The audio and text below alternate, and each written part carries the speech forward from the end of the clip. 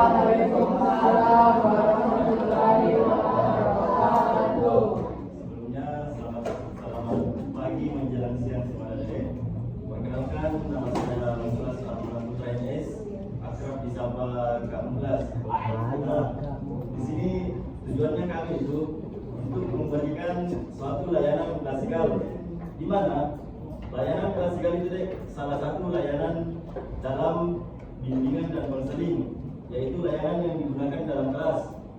Nah, di sini yang saya mau jelaskan itu mengenai circle pertemanan. Sebelumnya, saya mau bertanya sama Ade, apa itu circle pertemanan?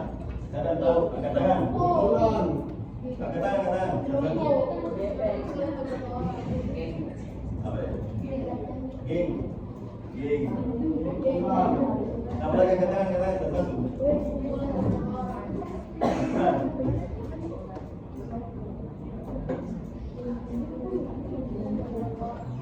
Ulang, bisa apa lagi? Angkat tangan. Kalau apa ini? Gaulan.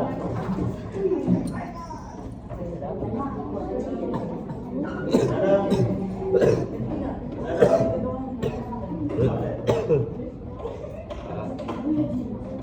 Apa lagi Mas Sadam?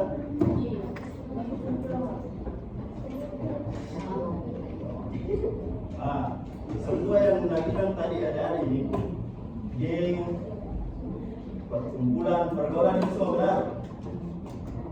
Geng, kumpulan, pergaulan dalam satu pertemanan. Jadi, apa tujuannya sebenarnya ini? Ada circle dalam pertemanan. Saya bertanya sama Dede. Sebelum saya menjelaskan, apa tujuannya ini circle dalam pertemanan?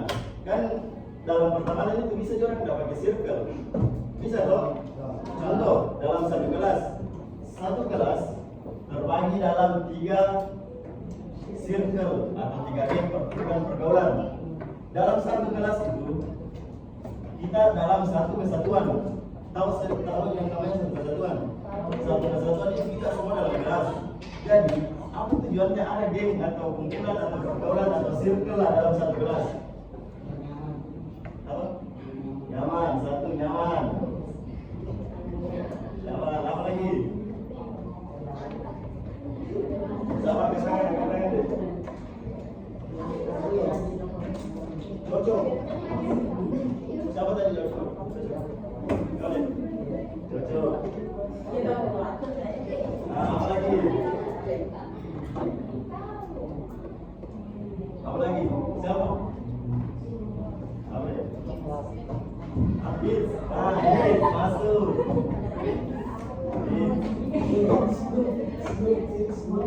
Semua tidak salah ini.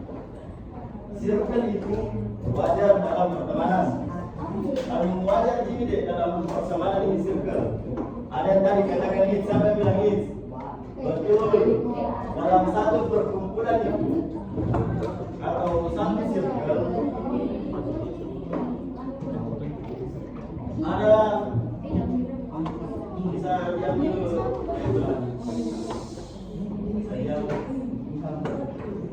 Dalam satu perkumpulan, lihat di sini. Dalam satu perkumpulan, satu pergaulan, satu circle lah istilahnya. Wajar bisa dikatakan satu circle itu bisa masuk. Ada yang katakan nyaman. Dalam satu kesatuan, satu kelas, tidak semua orang cocok sama teman satu kelasnya. Makanya ada yang dibilang ini di atas circle, karena terbentuknya rasa nyaman. Masuk juga. Ada yang katakan cocok sama nyaman itu tidak beda jauh deh. Tapi bisa juga cocok karena contoh sama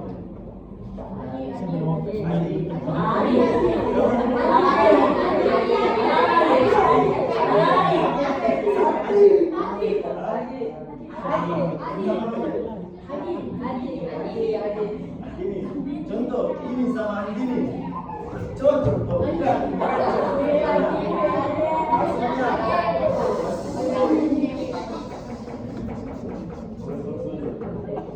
Maksudnya cocok ini, cocok dalam pertemanan.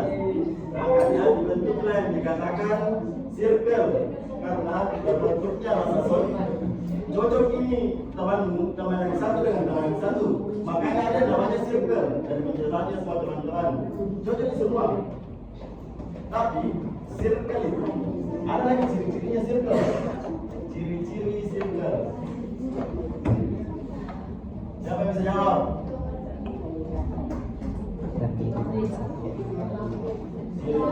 Atau begitu? Atau begitu?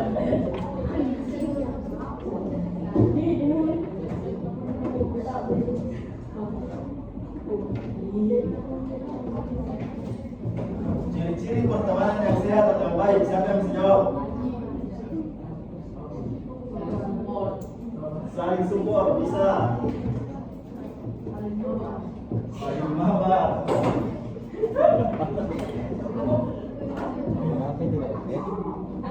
Saling support, apa lagi? Satu-satu. Apa tadi? Apa lagi ciri-cirinya? Satu, saling support, bisa. Satu lagi. Saling apa ya? Saling. Apa tadi? Saling apa? Satu, bisa. Ciri-ciri pertemanan yang baik. Salah satunya saling support, betul. Siapa tadi jawab ini? Betul. Di dalam satu circle, bisa fokus ya. Di dalam satu circle atau di dalam sebuah geng, di dalam suatu perkumpulan pergaulan, salah satu ciri-cirinya supaya baik ini pertemanan, tak satu saling support. Contoh, saya kasih contoh. Ada temannya melakukan satu hal yang baik. Contohnya itu kayak kerja tugas.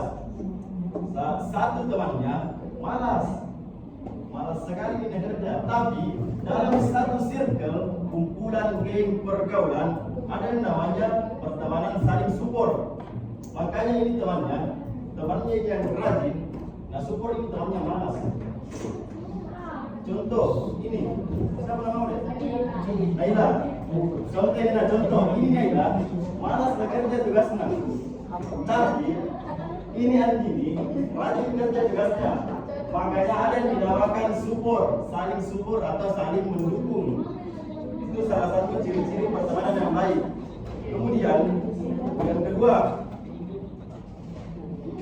ciri-ciri yang kedua itu tidak segan.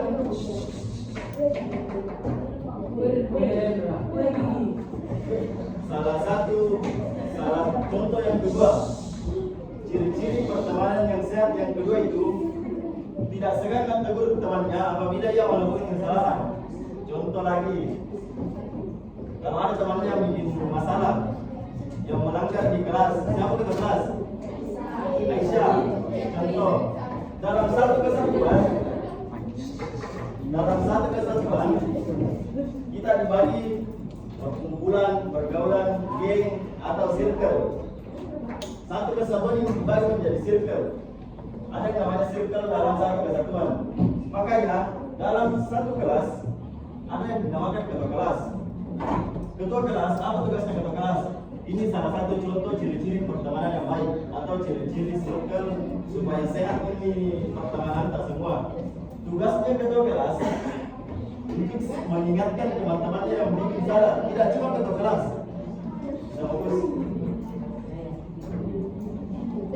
Bukan cuma ketua kelas dalam kelas untuk mengingatkan temannya. Contohlah dalam satu circle, satu baris, dua baris, tiga baris. Contoh ini circle pertama, ini circle kedua, ini yang circle ketiga. Contoh ini. Adik. Ini Dinul. Ya ingatkan temannya di sini di circle-nya kalau ada salahnya. Contoh, gurunya menjelaskan di atas, temannya bicara di bawah. Ini temannya. Contohlah pemimpin circle. Ini temannya pemimpin circle. Nah, tegur temannya yang salah. Itu salah satu ciri-ciri pertemanan yang baik atau pertemanan yang sehat, circle yang sehat. bakalan tegur ini temannya kalau berbuat salah ya. Nah, kemudian yang ketiga itu ciri-ciri circle yang baik itu pendengar yang baik. Menjadi pendengar.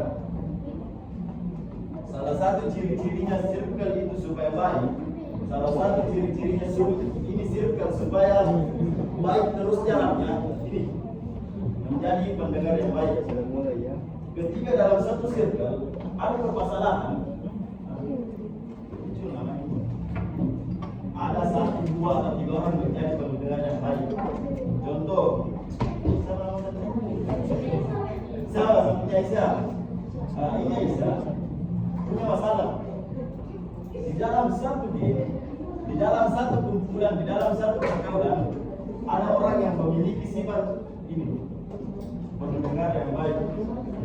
Jadi, ketika teman-teman atau dalam satu kelas, dalam satu circle mempunyai masalah, ada orang yang begini, menjadi pendengar yang baik. Seharusnya semua diusahakan semua menjadi pendengar yang baik. Dan ketika kita memiliki masalah, bakalan timbul yang namanya feedback atau timbal balik. Kalau kita punya masalah, bakalan itu teman-teman, bakalan mendengar juga kalau ada masalah. Tidak mesti bilang kita terus dia harus menjadi pendengar yang baik. Karena suatu saat pasti dia ada masalah. Dan ini teman-teman dalam satu circle pasti dia akan melakukan hal ini. Jadi pendengar yang baik. Kemudian apa pentingnya ini circle pertemanan? Siapa yang bisa jawab? Angkat tangan. Apa pentingnya ini circle pertemanan? Apa ya? Siapa yang jawab? Pentingnya circle pertemanan.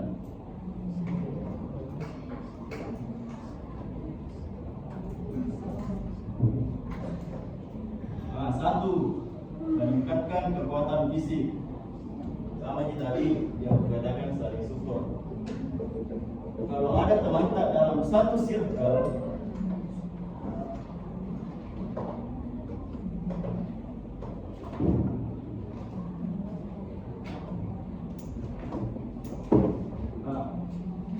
pentingnya circle pertemanan.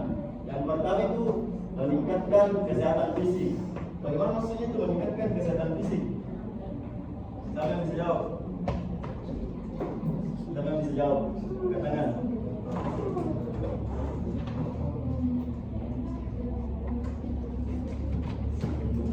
Karena kenapa ini circle pertemanan bisa meningkatkan kesehatan fisik kita? 1, saling support. Sudah tidak dijelaskan.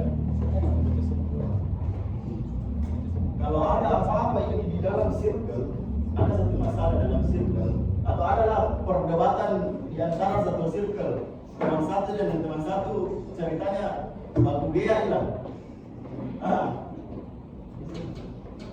Saling support. Orang ketiga lah ceritanya. Dalam satu circle itu bisa berisi 10 sampai 20 orang atau bahkan 5 orang. Kalau ada teman tak bangku dia dalam satu circle, ada semua bangku dia kan? Kalau ada teman tak bangku dia, otomatis harus bisa support. Pihak yang satu dengan yang pihak yang satunya, dua pihak ini berkelahi. Muncullah yang namanya orang ketiga.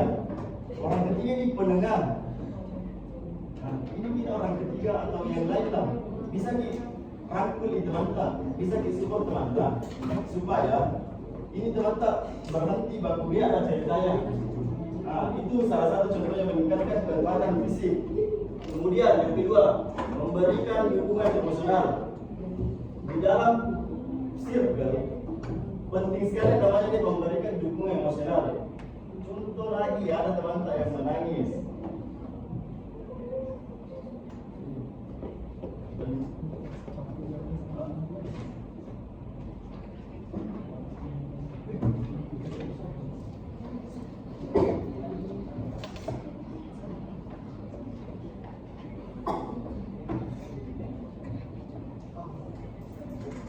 Di dalam pentingnya circle pertemanan butuh yang namanya dukungan emosional.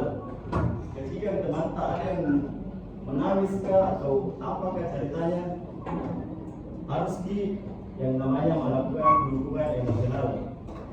harus disemangati teman-teman yang ceritanya bermasalah. Jadi pentingnya circle itu harus dikasih dukungan teman-teman. Tahu di semua dukungan toh. Nah, ketika ada teman-teman yang bermasalah, penting dilakukan ini dukungan emosional. Dikasih penguatan teman-teman supaya ini emosionalnya teman-teman terbangun kembali. Kemudian pentingnya circle pertemanan yang ketiga, membangun percaya diri. Ketika ada teman-teman yang tidak percaya diri, ketika ada teman-teman yang malu-malu maju ke depan kalau dipanggil sama gurunya, kita sebagai teman harus dibangun rasa percaya diri ini teman-teman. Paham? Contoh, ini saya paham deh. Ini kan sama malu. Malu-malu ketika disuruh menjelaskan di depan sama gurunya. Teman bisa belajar, kasih dukungan. Contoh kan, apa-apa sih, salah benarnya itu dosa belakang. Pentingnya kita percaya diri, muncul rasa percaya diri dan kita dalam circle-nya. Kemudian yang keempat, mendorong tabiat yang baik. Apa itu tabiat? Siapa yang tahu tabiat? Katakan.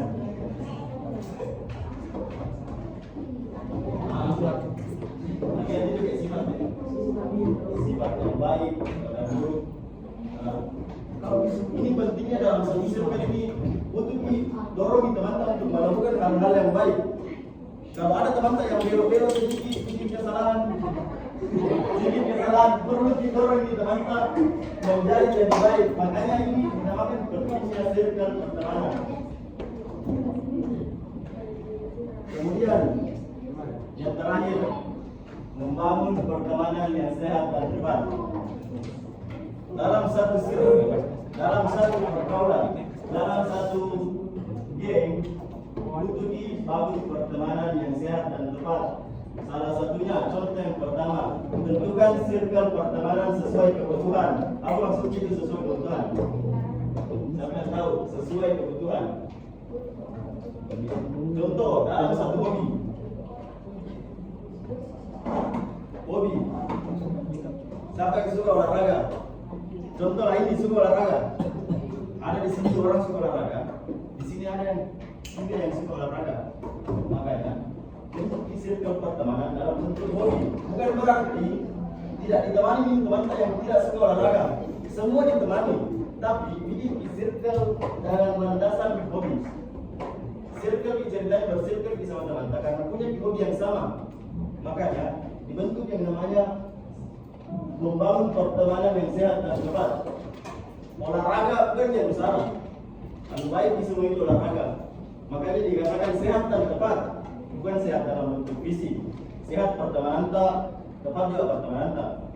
Kemudian yang kedua, mulai saling bertemu dengan orang baru. Salah satu membentuk circle itu dengan cara adanya orang di dalamnya circle. Maksudnya ada orang di dalam circle. Tidak mungkin ada circle tapi tidak ada orang di dalamnya. Dan pasti circle itu akan bertambah di masanya, akan bertambah orang di dalamnya. Tidak pasti dan dalam satu kelas ini tidak mau ditemani kelas lain. Makanya dinamakan ini sering bertemu dengan orang baru supaya tapi pilih-pilih juga. Jangan yang anu jelek mau ikuti. Jadi yang baik-baik tapi cuma saja bergaul semua. Tidak ada larangan untuk bergaul sama siapapun. Siapapun bisa ditemani bergaul. Tapi di dalam satu circle, di dalam satu pertemanan, butuh yang namanya pertemanan yang sehat dan tepat. Kemudian yang ketiga, mengikuti komunitas lokal. Komunitas lokal itu seperti mengikuti kegiatan lah.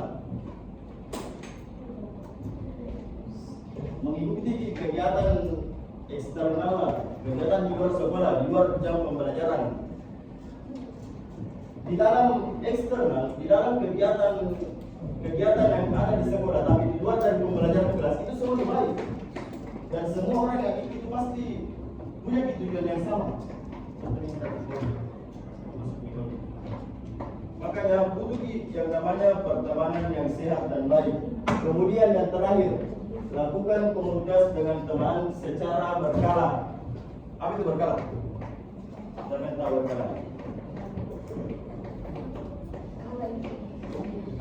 Butuh dilakukan ini komunitas. Siapa tahu komunikasi? komunikasi itu kayak bangun di contoh kecil percakapan yang berlangsung secara berkala. Di sini pentingnya circle yang sehat dan tepat. Salah satunya itu melakukan komunikasi dengan teman secara berkala.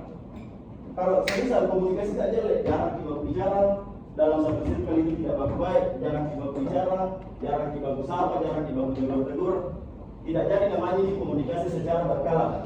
Makanya kalau ketemu sama teman kan membahas di sini circle. Contoh lah kalau ketemu sama circle ya dibilang dia saja. Di luar sekolah, di dalam sekolah maupun di mana itu. Jadi komunikasi kita, entah itu dengan cara sapa ya, kalau nggak ketemu di baku chat bilang, mungkin bisa di baku chat atau apa lah. Nah, terjadi yang namanya pertemanan yang sehat dan tepat. Mungkin sampai di sini ada yang mau bertanya terkait circle pertemanan, apapun itu.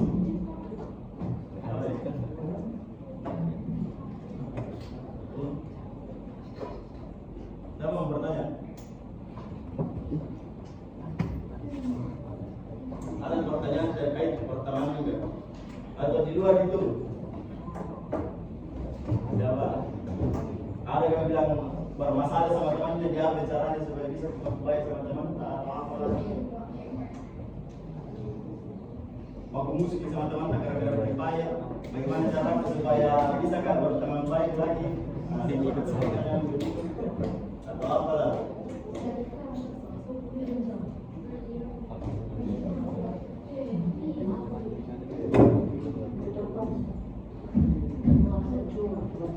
Ada? Silakan.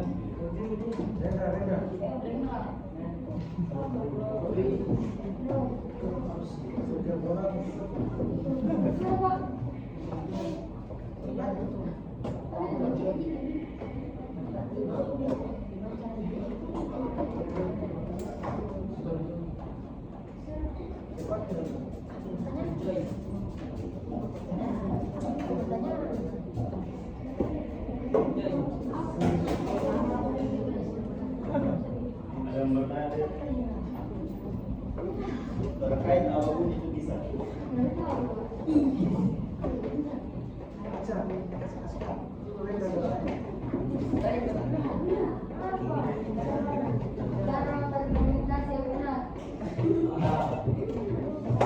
Bagaimana caranya berkomunikasi yang benar? Cara berkomunikasi dengan benar yang pertama sudah dijelaskan, harus dibangun hubungan emosional paling pertama. Bangun dulu, intinya akrab kan dulu. Siapa yang bertanya? Caranya berkomunikasi baik, tidak mesti harus saling tatap muka. Tidak mesti bilang ketemu di baru berkomunikasi sih. Tidak mesti bilang ketemu di baru dia bicara. Salah satunya bisa lewat WA, lewat IG, lewat apa lah. Tapi berkomunikasi yang benar itu ada caranya. Tidak dibilang langsung sembarang dibilang langsung karena merasa akrab sekali bang. Jadi kalau mau dipanggil teman tak sembarang dipanggil lagi.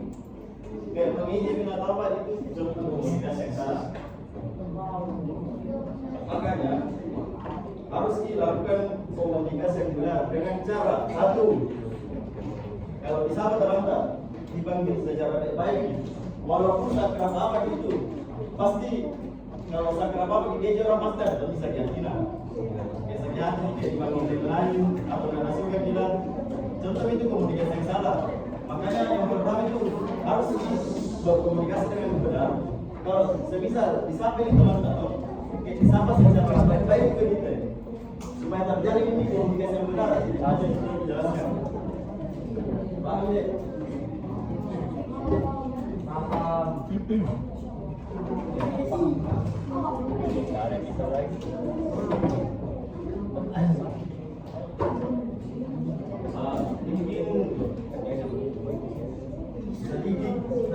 Banyak dari sedikitnya yang kenal mungkin ini yang bisa kupaparkan deh. Mungkin Semoga bermanfaat ini semua penjelasan tadi kepada teman-teman semua. Sekian partisipasinya. Terima kasih banyak. Assalamualaikum warahmatullahi wabarakatuh.